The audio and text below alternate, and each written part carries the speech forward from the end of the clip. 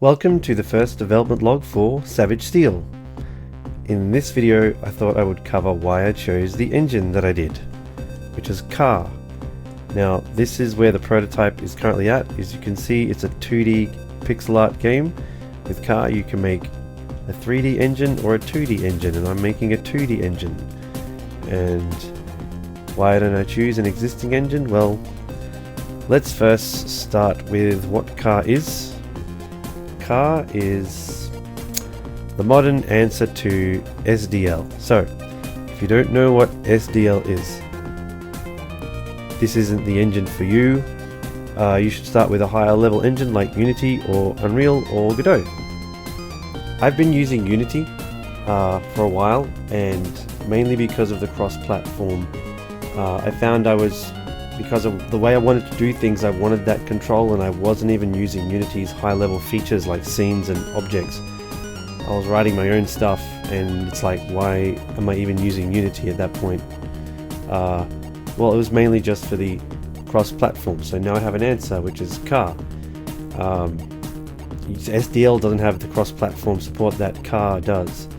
Car has Nintendo Switch, Xbox, PlayStation. That's what I wanted. I think SDL got Switch recently, but not the others. I haven't caught up with it. Yeah, this has been building to Switch for a while. And there have been games released with this engine. This is a tried and true engine. This game, Crosscode, was developed with the Car technology. They built it once and then deployed it to Steam, Switch, PlayStation. And you can play the demo right in the web. Now, I did load this before, and it took under 10 seconds, okay? It just loaded instantly then because it's cached, but I'm telling you, even when it loaded first time, it was like under 10 seconds. It was very quick. You can optimize it, you can lower the...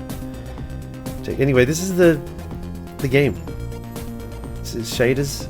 They just made the game, and then they've just deployed to Switch, deployed to web, and this is the game. Sounds, controls, shaders, gameplay. So yeah. And I'll show you what I did as a little example of what I did with the control I have from Car.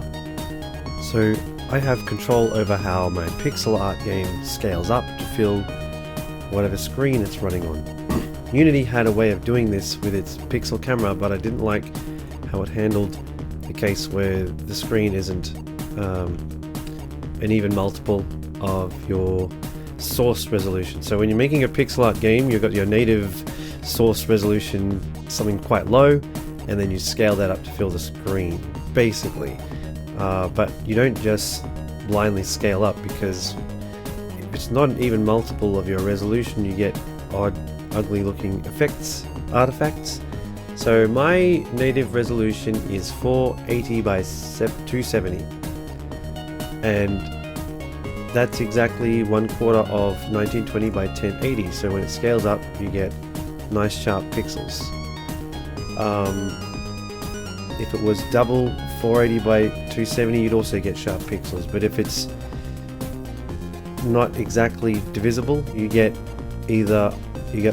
oddly sized pixels, and they wobble as things scroll and it looks ugly, or if you try to apply filtering to correct that, you get very blurry pixels. So in this case, I've done a technique which I first learned Sonic Mania does this, where if you find out that the resolution of the screen you're rendering to isn't quite an even multiple of your native resolution of your game, you render up to the nearest even whole number of that scale, so 2 times or 3 times, whatever just fits, and then you copy that buffer and scale it up the rest of the way with filtering applied, which applies a slight blur, which you might be able to see here, which hides the wobbly pixel thing but still kind of keeps them sharp without blurring the hell out of them, which is what you get if you just scale straight up with blurring.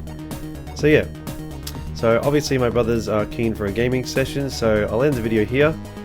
Get into Car if you want this low level but this flexibility and cross-platform this is it. So get rid of SDL. This is the deal, and go to Steam and look up Savage Steel and wishlist it. Don't tell anyone these are mock-up screenshots because I haven't finished the game yet.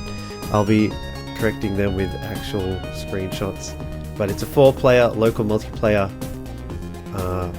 arcade action adventure. It's there's no magic. You just swords, arrows, knives, bow staff, different characters to choose from, 4 of them,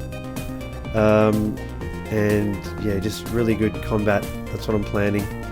I just love local multiplayer games, so if you do, hopefully this is your thing too.